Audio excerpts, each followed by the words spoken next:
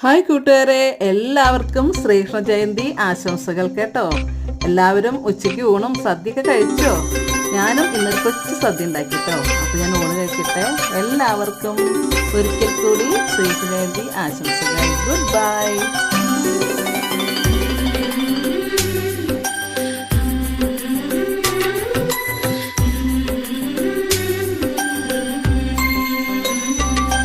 యమునా తీరం సంధ్యారాగం, యమునా తీరం సంధ్యారాగం. నిజమైన ఈ కలలు నీలా రెండు కనులలో నిలువగనే తేనెల్ల గోదారి ఎన్నెల్ల గోదారి మెరుపులతో యమునా తీరం సంధ్యారాగం. నిజమైన